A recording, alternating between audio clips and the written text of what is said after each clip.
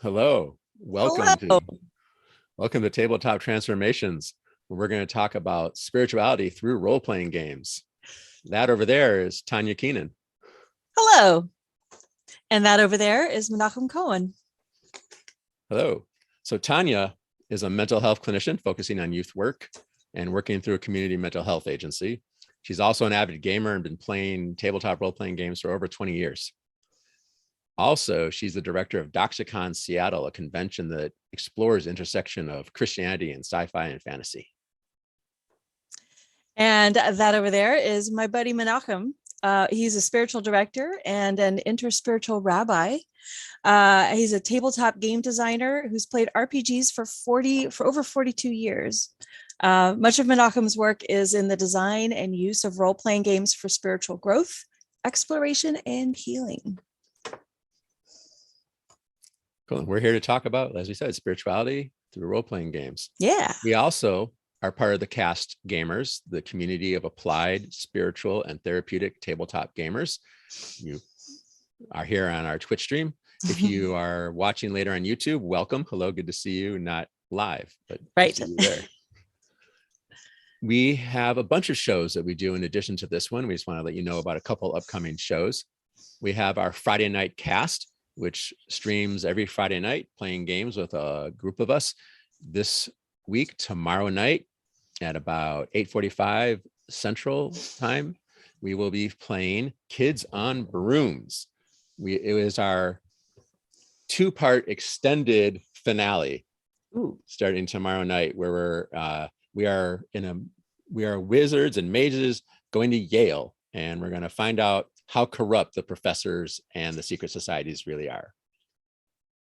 And then on Sunday, we have a show called Gaze of Our Lives, queer people playing queer games and talking about the applications of them and having a blast. We're going to continue playing Exodus, Trans Angels on the Run in a Fascist Dystopia. It's by, I just blanked out, Erica Shepard, and it is based on the album Transangelic Exodus by Ezra Furman. It's our second session of 4. Tune in Sunday, 3 to 7 Central, right here on Twitch. That's enough commercials. Let's get to the matter at hand. Yeah.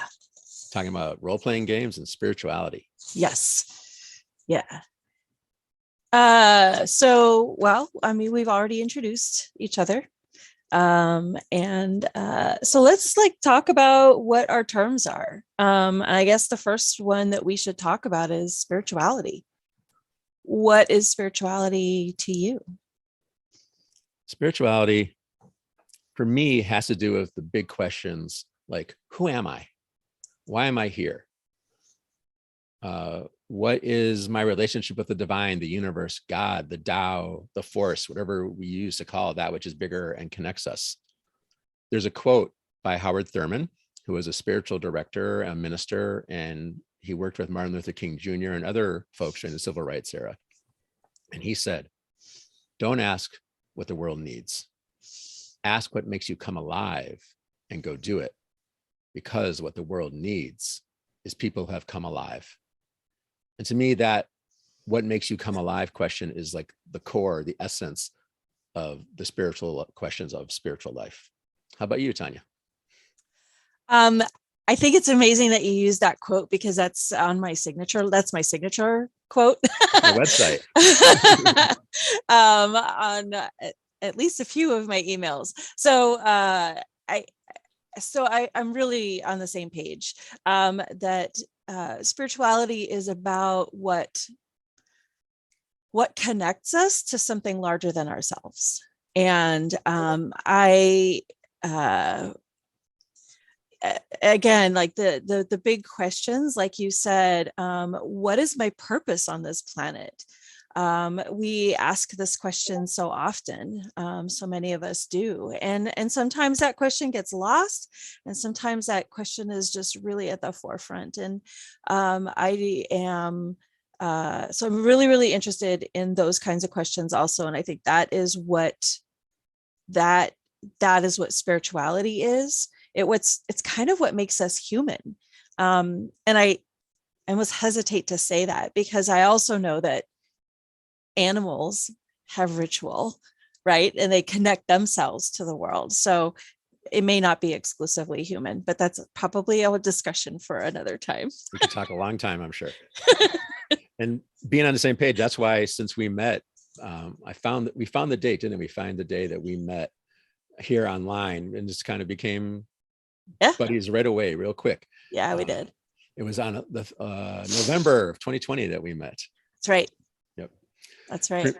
In spirituality, I have a sense that the spiritual questions came first, and then religion comes along and says, hey, here's some ways to answer these questions, to explore these questions, to come together and do it together. Unfortunately, a lot of the time religion gets in the way because the social elements or the politics or whatever. And so I think the fastest growing religion, so to speak, in this country is the spiritual, but not religious. So I love addressing the spiritual questions ahead of the religious questions. Right. And so often religion becomes tied to power. And that just, like you said, it just becomes a whole different set of questions. And I always end up going back to these very basic: who am I? What am I here for? What is my connection to the rest of the world, to the universe? And we're going to get more into the how and why later. We found you can do that with role-playing games. So we ought to define what a role-playing game is. Wow. So, well, a role-playing game is a game where you can inhabit a character. You can take on a role and make decisions based on what that role is or who that character is. And so it provides a really amazing opportunity for exploration and just kind of trying different things on for size.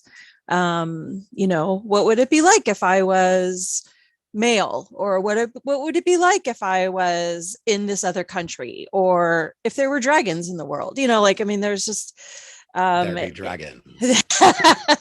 So it's just a great way to ask those what if questions, and to get really concrete and down to the basics. In role-playing games, you often sit around a table or around a Zoom screen or a Twitch screen or Discord, and you make a character who could be a warrior or a wizard or a fighter pilot or a princess, or just people living in their homes, right? And you give them characteristics and you give them abilities. You decide how strong they are, how intelligent they are. You decide what skills they have. Are they a good baker? Do they know how to build things, right? So imagine if you've never played a role-playing game, it's kind of like, what if you could be a character in Star Trek or a character in Lord of the Rings, and you would go on adventures like they do in those shows, and you would say what your character does. You give them a personality and a backstory and some quirks and maybe some fears or people they're connected to, ideals. And there's one person in many games who's the game master, who kind of sets the scene and tells people what's going on around them. And oftentimes you roll dice to determine the outcomes. In some games you don't roll dice, you decide collectively, or you use cards. A lot of games don't even have that game master role, where all the players together decide what's happening around them. There's a great system called belonging outside belonging, or also called no dice, no masters, where all the players take on the roles of game master, sort of at various points during the games. Right. So, what that does is it takes the random chance, right? The random happenings in our lives, and it just kind of makes a system out of it, right? And that's what the dice do, or the cards or whatever. And then when you have a system like belonging outside belonging, wow, it's such a great opportunity to work on how to move things along, or how to move a story along, or how to make decisions collectively, which is really exciting. It's exciting work. So I hate to say work, so no, it's play. Work and play for us, right? Right. Yeah, you mentioned the collaborative element. Usually it's 3, 4, 5, 6 people working Right. together, Right. and creating a story together. And it's not like reading a novel or watching a movie where you're passively receiving, you're actively involved in the creating of the story. Right. Yeah. And that's storytelling is what I tell people, right? It's collaborative storytelling, and everybody gets a chance to tell part of that story.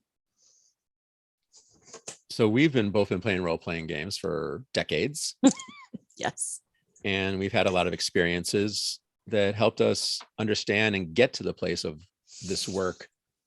It's for me, especially for me, it's work, but this work and play that we do. So why don't you tell us about Olaf? Olaf. So my first fantasy role-playing game was, as many others, Dungeons and Dragons. And I played a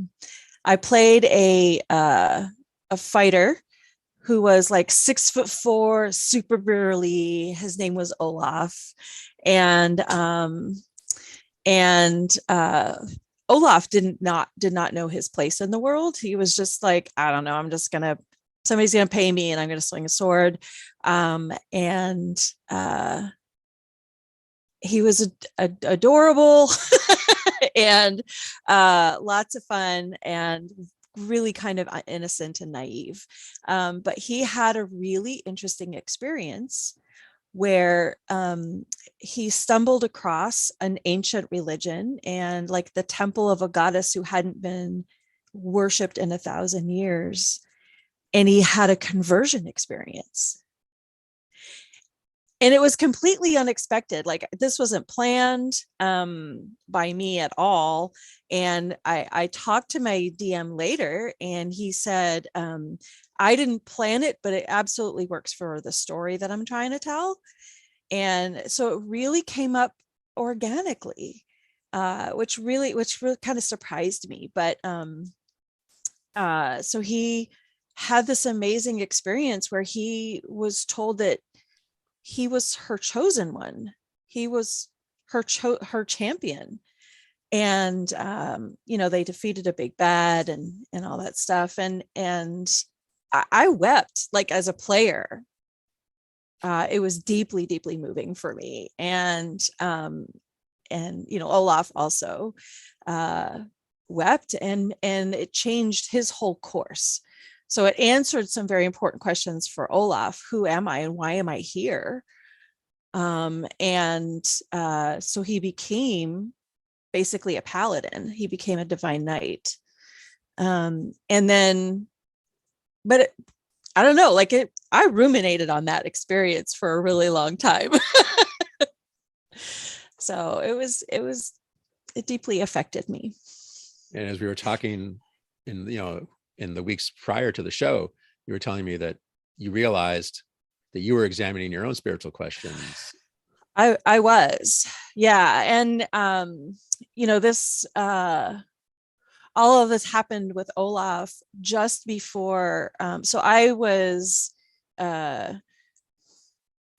raised Christian, but I walked away from Christianity for a really long time, and I explored all these different things. And I was a religious studies major for a while. And I was going to grad school for religious studies, and I was deeply interested in Tibetan Buddhism, and I was deeply involved in neo-paganism and the natural world. So I was just incredibly curious about it anyway. But I hadn't really had an experience like Olaf did, right? Nothing had really kind of... We want those experiences, right? Yeah. Yeah. It was so powerful. Anyway, so yeah, it was a really, I don't know, it was just a really interesting kind of culmination of some of the things that I had been wanting anyway. So Menachem, tell me about your experiences, and like what kind of brought these two things together for you? Well, I started playing D&D in 1979, I believe, with the red box. moved to AD&D, and then second edition. And so at a point in the 90s, I was playing a Psionicist wood elf named Karen Woodwalker. And Karen would talk our way out of all sorts of sticky situations without getting in a fight. And, was smooth-tongued, silver-tongued, and just saved us a lot in that regard. And I was like, nah, that's not me. That's my character. I'm quiet. I'm reserved. And then one day it clicked. Oh, it is me. I'm the one making those speeches during the game that get us out of fighting. And I realized that I was building skills and capacity while playing this game that was I thought was just for fun. Well, it is for fun. I mean, one rule in all of this is that the games have to be fun first, right? So I eventually learned that people were using games in therapy and education and building social skills and executive functioning. Fast forward to 2015, I'm working at the night ministry on the streets of Chicago with LGBTQ and our homeless youth. And one of my colleagues who did our congregational relations is Davi Weasley, who was going to school to become a spiritual director at Loyola University, where I also eventually went, is a minister. And we would talk about geeky stuff all the time when we had a chance, and, finding meaning. And Davi decided that they were going to do a project for in school of, can you use Dungeons and Dragons to do spiritual direction? And I played in that game. So a lot of the work I'm doing now, which we're going to discuss further in a little bit, really comes from the experience of that first experience with Davi and the group playing like a 6 or 7 session campaign. And like I said, I'll talk a little more about that in a few minutes. Wow. Yeah, I actually was, I've been wanting to look at how to use tabletop role-playing games in terms of therapy. Probably since I started playing Olaf, because I looked at myself and I was like, I understand that there's something really intense and moving happening here. Like, this is really affecting me as a person, and in a good way, right? Like, this is wonderful growth here. I was exploring my sense of power and who I was in the world. And I was looking at my friends, and I could see some of that in my friends as well. And I thought, man, I bet this could be used in therapy.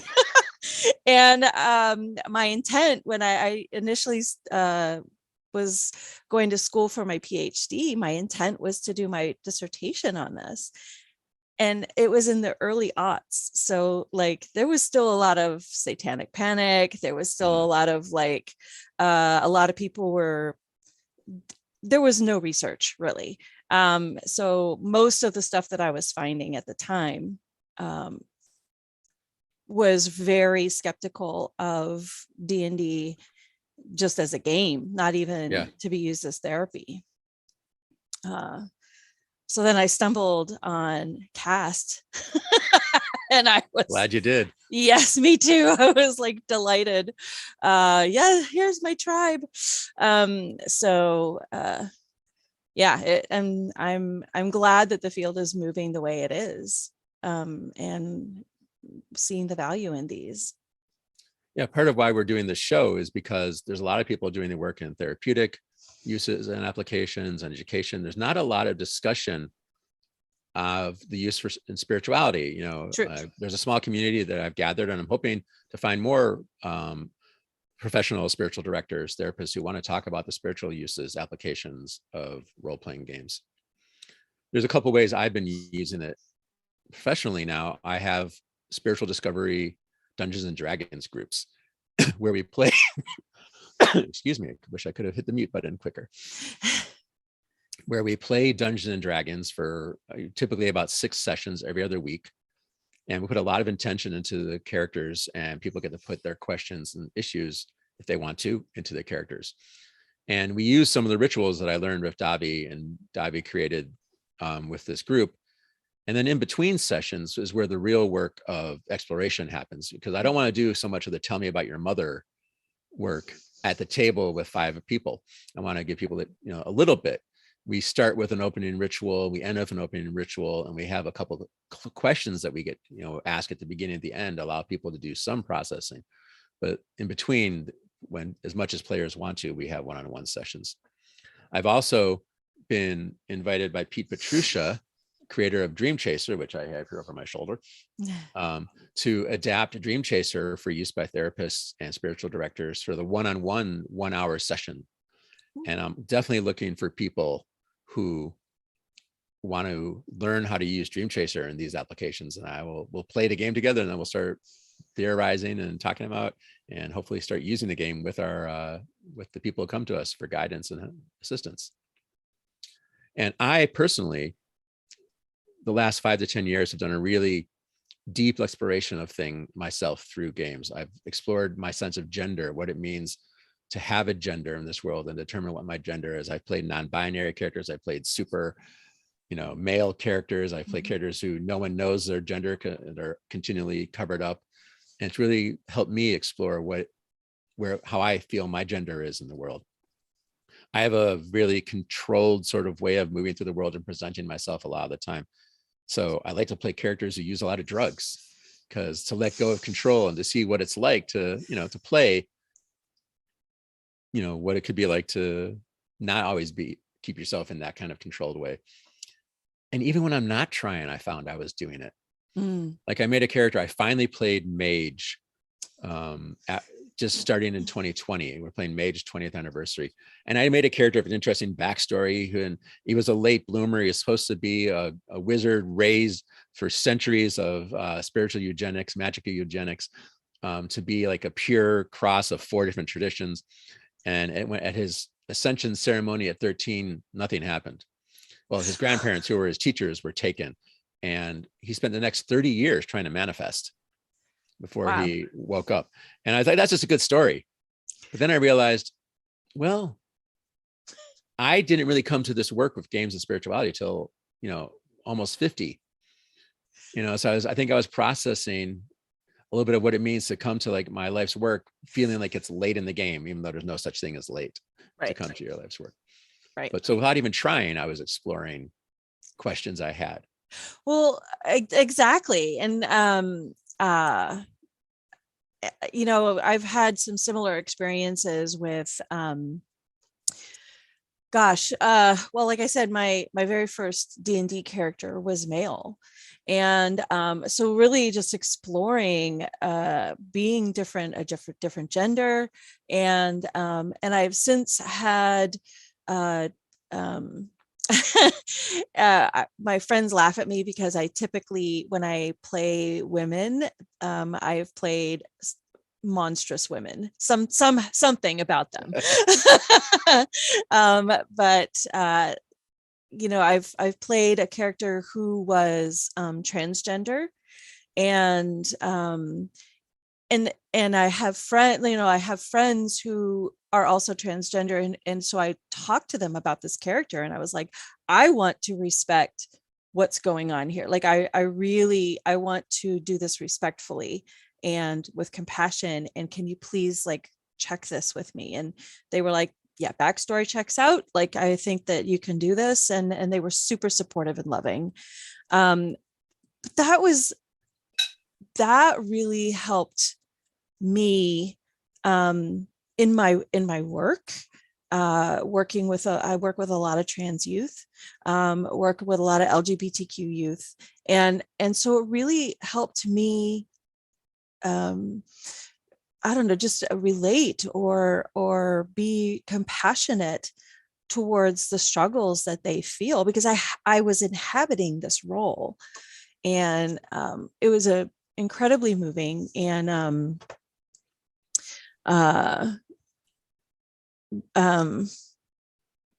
so I've been also just really trying to reach out and stretch myself, which you can do through these games. Yeah. And I've been able to play a bunch of different games now. Like it starts with D&D, right? And then you've got so many more. And I've played roles. I've played characters who were religious, and they struggled with power, like, and so I got to really wrestle with those kinds of That was in questions our as Thirsty well. Sword Lesbians game, right? Oh yeah, that's the only game we've played together, isn't it? I think so. I think so. Weird. Yeah, I know.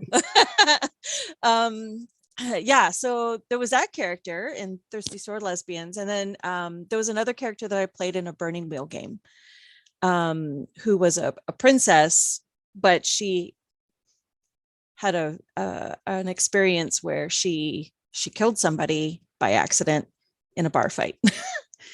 And yeah, and turned to religion, and then was kind of caught in between, like she was the next in line for succession and all this stuff. So anyway, there was just a lot of really struggling with gosh, what happens when you're presented with power?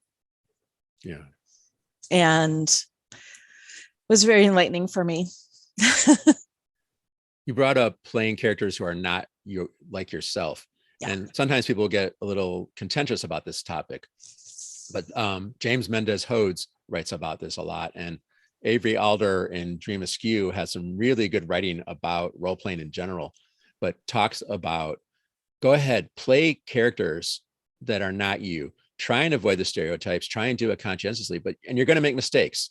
So go ahead and try it. So it's beautiful that you checked in with your trans friends to say about this, but gaming gives us that chance to play someone who is not us, and allows us to explore that. As long as we're not making caricatures or keeping racist tropes alive.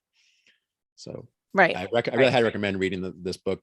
It's the original Belonging Outside Belonging game, and it has some really great writing about role playing in general.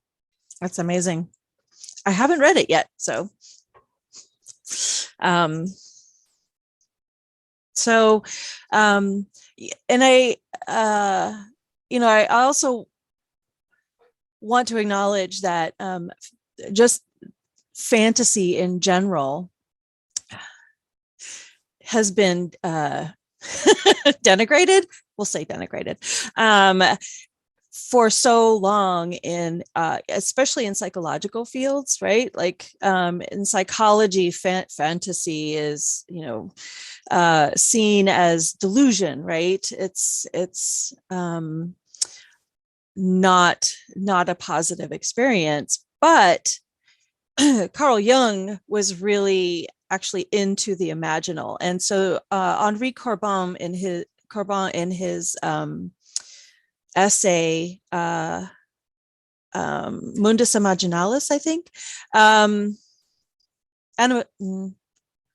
it might be Animus Mundi. Anyway, the world's spirit. He spoke about the imaginal as having an ontological reality, right? Like there is something real there, and that it is something that we can grapple with. And so Jung understood a lot of this, and he spoke a lot about active imagination. Where you really kind of engage this imaginal stuff. So it's not imaginary, it's not fake, right? Right. It exists in this kind of liminal space. And so Jung also, one of my other signature lines from Jung is that the dynamic principle of fantasy is play, and a characteristic also of a child. And as such, it appears inconsistent with the principle of serious work. But without this playing with fantasy, no creative work has ever yet come to birth. The debt we owe to the play of imagination is incalculable. It is therefore short-sighted to treat fantasy on account of its risky or unacceptable nature as a thing of little worth. And so I really want to, I think Jung really saw that play and work are not dichotomous, right? That they work together, that play and imagination is integral to the process. and integral to any kind of creative work. It makes there's a comment in the thing that Plato's method of teaching was play. And it makes sense because I always used to hear Play-Doh as in the clay in the little yellow canister. Right. People would always talk about Play-Doh's forming matter, and I was like, Play-Doh's forming. Yeah, it makes sense. You shape the clay. You shape the clay. Yeah, when I'm teaching or giving a drash, a sermon, or doing healing prayer, I do a lot of Jewish mystical healing prayer. People say, well, what if it's just in my imagination? And I go, there's no such thing as just your imagination. Imagination is where it happens. It's where you have to imagine things happening in order to manifest them. It's the home of the spiritual in that regard. We have to imagine that the ritual we're doing, the prayers we're doing, the contemplation that we're doing is real. I have a spiritual practice of acting as if. Does the healing prayer work? I act as if it works. So yeah, imagination is our most powerful, most important muscle. It is. And for those of us who believe in a god or gods or whatever, that creative process is what we share with a divine presence, right? That we reflect that creativity in our own lives, with our own imagination. And as some say, we're co-creators. Yes. Of existence, of life, of the universe, right? With the divine, or we are made in the image of God, of the divine. So we right. are God creating through. God creates through us. We are God. Everything is God is the secret of many mystical traditions, I've been told. So how does using games work to do this spiritual questing and asking? I mean, I have my answer. I have an answer too. Really? Go for it. Okay. So my response to that is the same. It's the same reason that it works in therapy, which is that sometimes the direct approach isn't the best approach, right? Sometimes we learn best by telling stories, and sometimes we learn best by approaching things kind of sideways, and indirectly. So, well, gosh, we can use a pretty well-known example in that Jesus told stories to teach. Right? To teach spiritual principles. And in co-creating stories, we can learn about spirituality, and we can learn about ourselves.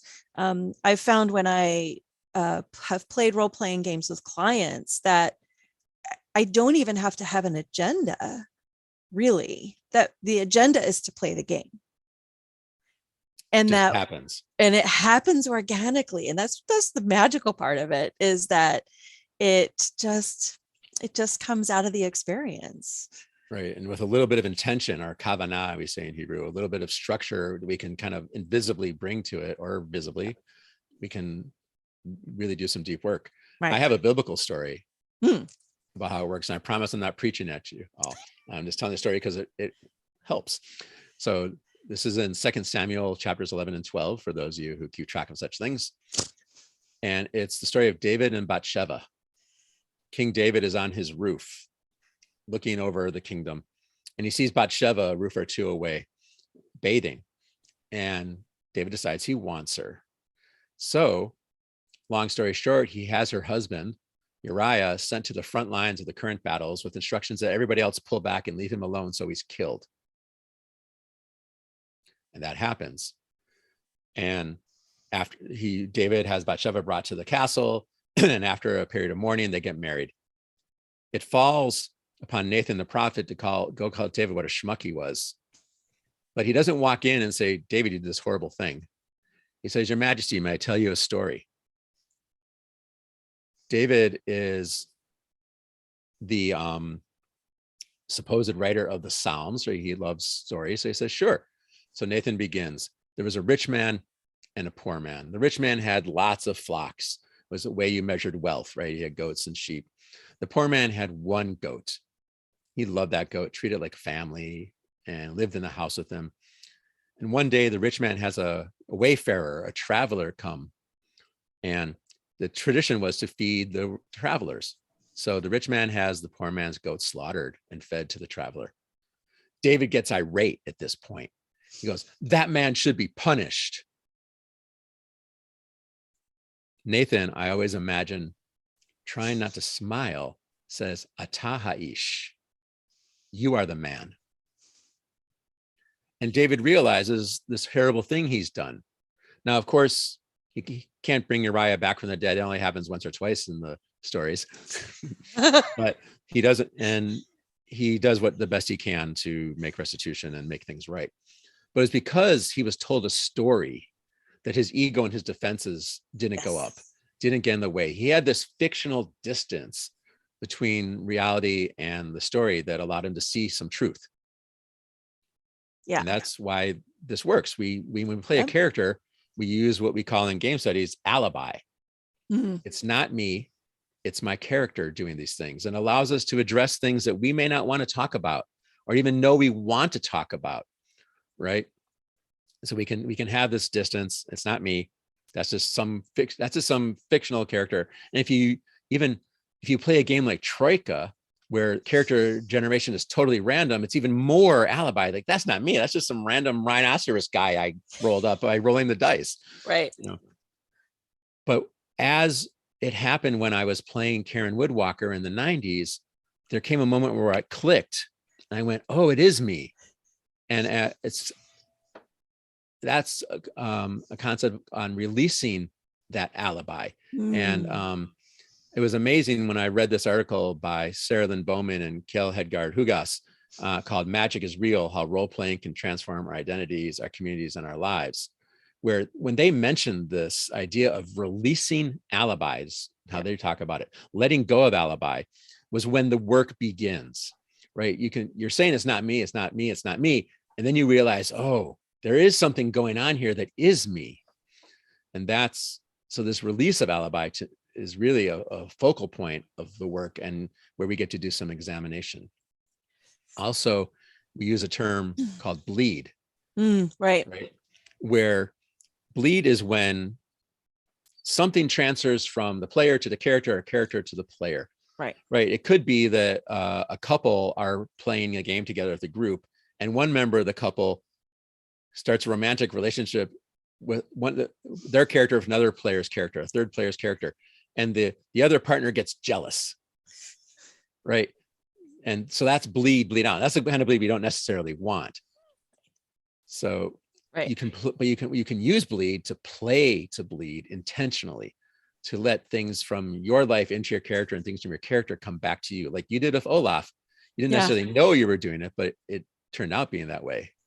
Right. And that's what I mean too. Like it can happen so organically. Bleed, I don't think we need to release alibi necessarily intentionally. I think it kind of happens. And even if it remains unconscious for a while, that's okay too. It's still doing work, right? It's still happening. That's the beauty of doing it in therapy or spiritual direction, is that the player doesn't have to try and do anything, but the professional, we can help people see what's going on. Yes. If they want to, and say, hey, I noticed this. Was this a good observation I'm making? Right. Again, that's that little bit of structure, a little bit of intention. Right. A little like my friends telling me, have you noticed that you play monstrous women?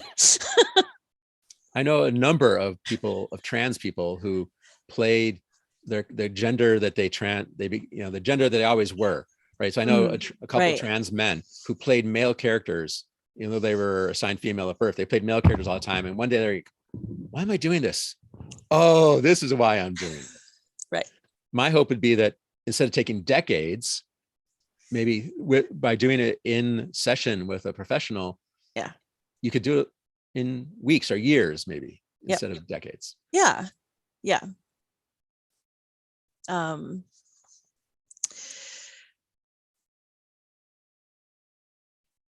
well, so I guess we can talk. I would really like to talk a little bit about what we're going to be doing here.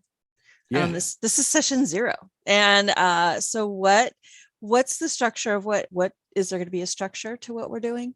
Yes. And yes, I think there should be. And what is it that we're going to do? What are we excited about? And yeah, go.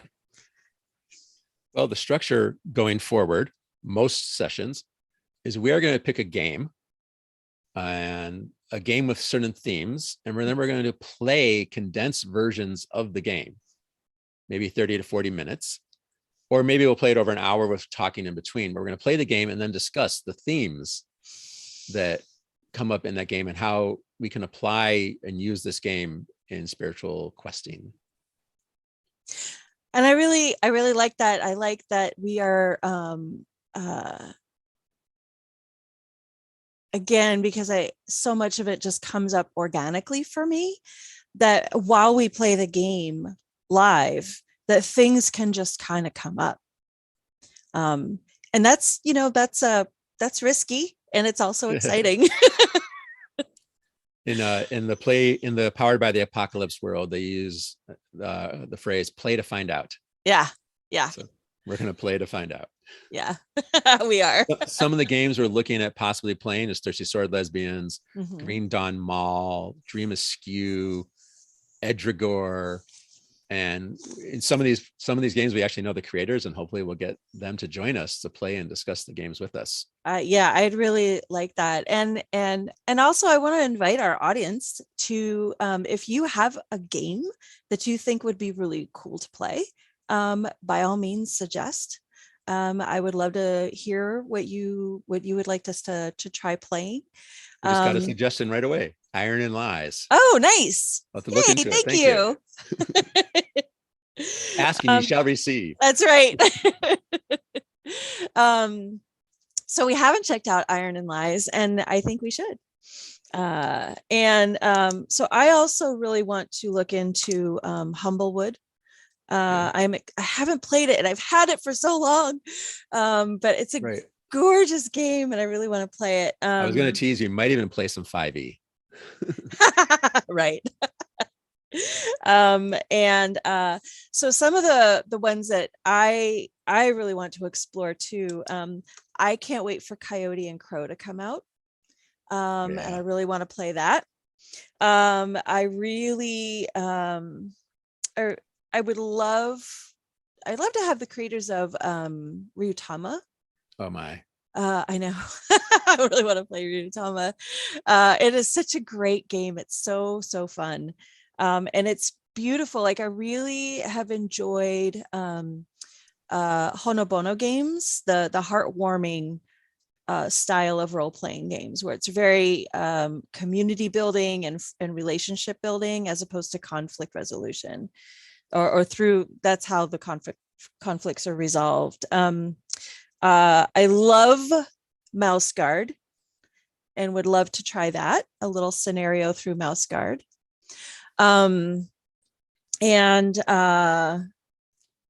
couple other games, Imp of the Perverse by Nathan Paoletto, we've talked about playing.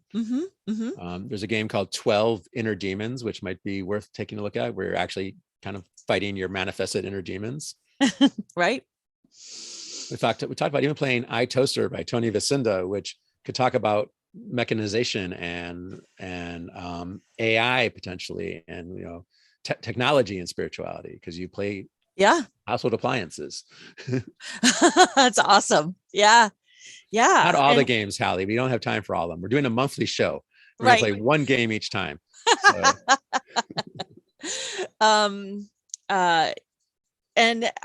Wander Home. I've played Wander Home once, and it was fantastic. I'd love for us to play that and see if we can get Jay Dragon on the show.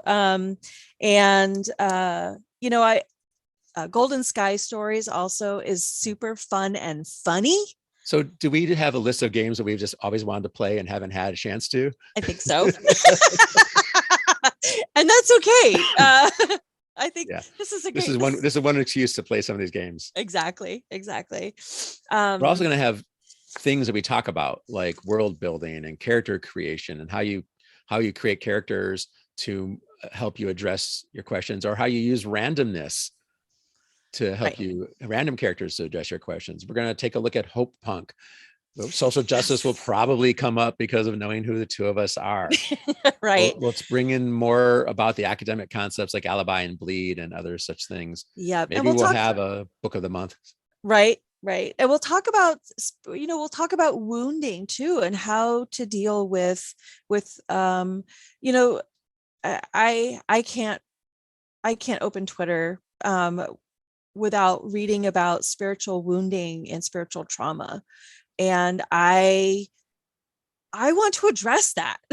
Like I want to explore, like, how do we heal people? How do people heal spiritually with a game?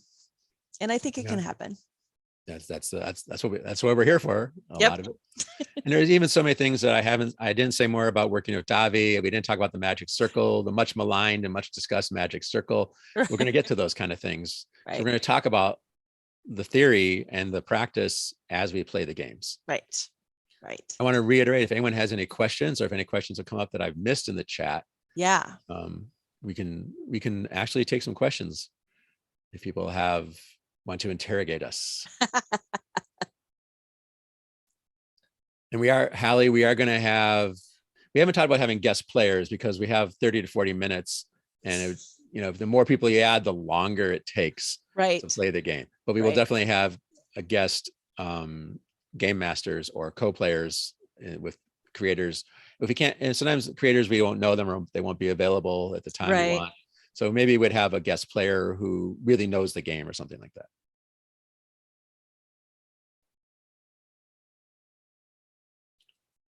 I see there's someone has so many questions. And we're hearing for that's good. games have taught me much spiritually. So yep. Glad you're here. Yeah, I'm glad you're here. If anyone wants to share an experience, I think I saw some of that flash by while I was talking. A couple of people talking about their experiences. So what kind of guest players would we be having on outside of game designers? I think if somebody was really experienced or really passionate about a particular game, I think that would be a really good guest to have. Again, I'm going to refer to our favorite Thurman quote, right? Whatever makes us come alive, let's go do that. Right. So if there's a game that really makes you feel alive, makes you feel like you're really getting into the real meat of living, then that would be a great guest to have. Just thinking some other themes that we're going to talk about is like game mechanics. How can you use game mechanics to build towards the answering of spiritual questions and the spiritual exploration? How, like in old school D&D, you get advanced levels, right, by killing monsters and gathering treasure and gold and magic items. And so I encourage that sort of play. In the Doctor Who role-playing game, when there's a conflict, you have, I believe, movers, talkers, doers, and then fighters. So fighting is the last thing you do. So the game encourages you to do creative problem solving. So how can we use mechanics? Right. And Golden Sky Stories is the same way. So if you engage in any sort of conflict, you actually get penalized in the game. So you're rewarded for friendship and relationship building. Well, and the question was asked, why only an hour a month? Not only because we have other shows to launch, but also because it takes time to put the show together and learn the games and do it. And only so much time. If we can, maybe one day we'll do it more often. Yeah, that'd be fun. I see a question. Are there system agnostic game mechanics that can be used for helping games aid spiritual growth? So what can you add to any game, right, to help in that growth? I mean, I think that you touched on it when you spoke about intentionality. When I think about um, system agnostic games, we had a Wander Home game that was, there weren't a lot, there were no dice, right? No dice, no masters, right? And it was about conversation and relationship and in furthering a story and just storytelling. And I think that let me know if okay, so I see a mechanic that can be layered on top of almost any system. So I think that a dedication to that storytelling, this kind of genuine or this authenticity in the storytelling, is a mechanic, I guess. I was thinking sort of a mechanic when we play the games. When I started with playing of Davi, we use an opening ritual and a closing ritual, right? So we have a ritual where we ask the players some questions. What are your hopes for today's game? What are your concerns or your thoughts? What a closing question might be, what did you appreciate about your play and someone else's play? Or you were in a situation, your character was in these situations today. How would you have acted different than your character did? Right. So we ask questions before and after to kind of set the stage. We often start with, when I'm playing more explicitly spiritual games, we start with a bit of meditation, even just a minute of silence for people to reflect and collect themselves. And we also step into the magic circle of play, which is whenever you play a game, you step into a space called the magic circle. Johan Huizinga first talked about it. I had it called up for me a moment ago. And Salen and Zimmerman talked about it later, and Steph Oppers and other people, and many people have commented on the magic circle over the years. But there's some ideas that inside the game, the rules of everyday life are suspended, right? When you play soccer, you play by certain rules that you don't walk down the street usually kicking a ball, right? So you play the game, something happens, and you leave transformed, even if it's minimal. Like in soccer, you won or you lost, you got injured, you had an encounter or an argument, and you reflect on that. So you're transformed in some way, and you leave the circle of play. So while we're playing, we start with we play what we call the name ritual, where you say your character name, player name, everybody in the group repeats it. Then you say your character name and everybody repeats it. And that brings us into the circle. And at the end of the game, you say your character name, and it's repeated. People say goodnight.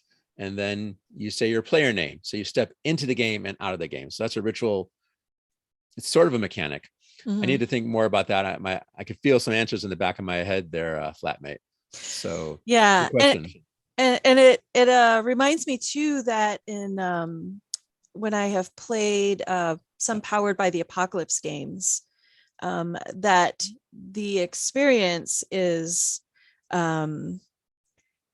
experience points or those are determined by reflecting on the game, right? How did I really play my character well, or who played their character really well in this game? Kids on brooms and kids on bikes do this too. Yep.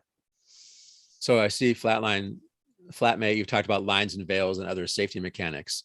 Yeah, definitely using safety mechanics is an important piece of this work we're doing. Yeah, because if someone has an issue that really is going to trigger them, we don't want to have it come up during the game. Right. If they don't want it to, or if they want to talk about things, they can say, I want to work on this, and I want to address this through my character. So we ask people, what do you want in the game? What do you not want in the game? And we can use things like script change, where when we're playing during the game, you can stop the game to talk about something. You can fast forward over a scene that you just realize you don't want to see acted out, or you could rewind and say, let's go back and revisit what we just did, and maybe even replay the scene. So yeah, safety mechanics are going to be discussed a lot. Yeah. I predict, in over the months of this show. Right. Well, I mean, spiritual practice in general has boundaries, right? And creating those, because it creates safe spaces. And so having those boundaries in a game that addresses any kind of spiritual matter is super important. Yeah, there's so much we want to talk about. Yeah, Right? yeah, there is. These questions have touched upon things that could be whole episodes, whole weekend workshops, right? But we're going to bring these things up. We have lists and we're keeping notes. Yeah, What you guys are suggesting. We're going to bring these things up over the months as we play. yeah. And I really love that you're bringing up food. Not because I'm hungry, but I am. But that food is such an important part of ritual. And I think that I don't know, gaming snacks has been such a thing. Like I was, like I love bringing food to the table, to the game table. Serving the food is a mechanic and a ritual that Yeah, is part. yeah. Exada or Zado 123 has a question about, if you're playing with non-spiritual players, what's the best way to integrate those players without making them feel uncomfortable with spiritual topics? So there's two things I want to say about that. One is you either do this at a table with a group of people who all want to be doing it. Right. People sign up. This is Spiritual Discovery Dungeons and Dragons, and we're going to be playing that way. But also, you can do your own exploration, and no one else at the table has to know what you're exploring, what questions you're asking. Right. So it doesn't have to be explicit, so that, you don't have to weird people out or make people uncomfortable. Right. And, sometimes people are really allergic to speaking about spirituality, and that's okay too. Like it's just a hard topic sometimes to address. And if it comes up organically, like you can maybe process it with your DM, or sit with a friend, or therapist. I like to say, don't vomit all over the table. Yeah. Right. Don't just throw your stuff at everybody. Right. Have it done unless they're on board to do that. Otherwise, you have your therapist, your spiritual director, your DM, your significant other, the person on the bus who starts talking to you. Right. Yeah.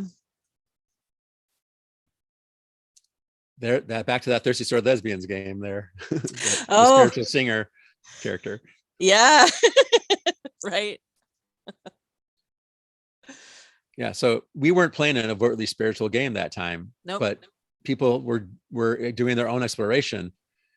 We do it because we're all therapists and spiritual directors and whatnot, and we kind of end up doing it a lot.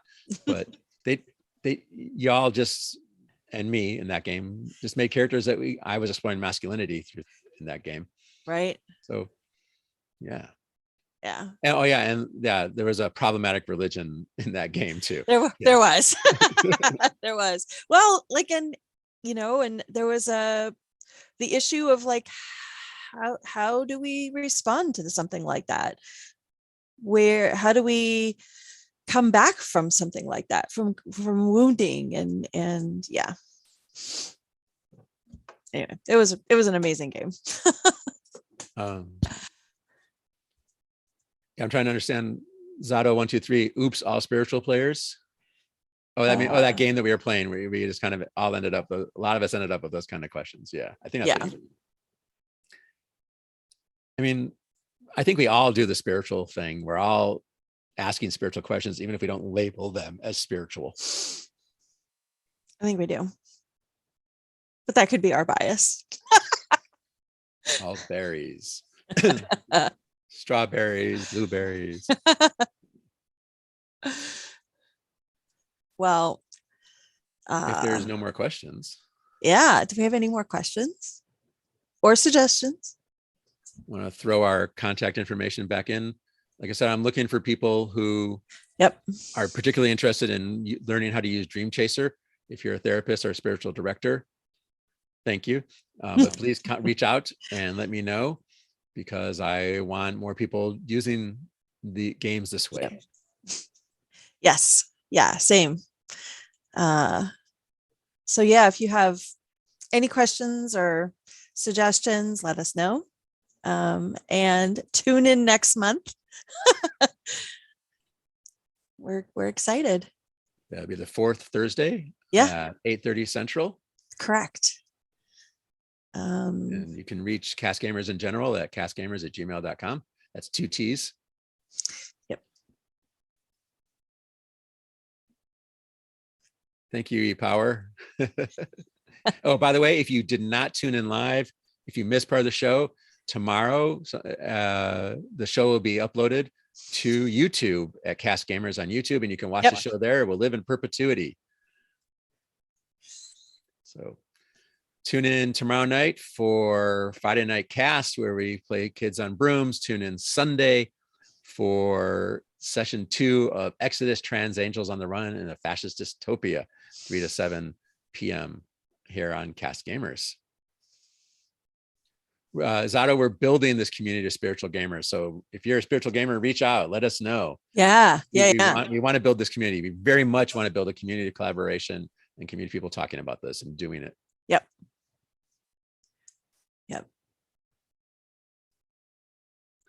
Hooray for perpetuity. I don't know if I've ever seen that phrase before, and I like it. All right. Well, thank you very much. Love and blessings, everybody. Shalom, y'all. Yes. We'll see you next time. Take care, everyone. Thank you, Kayla, in the back end for yes. the show. Thank you, Kayla.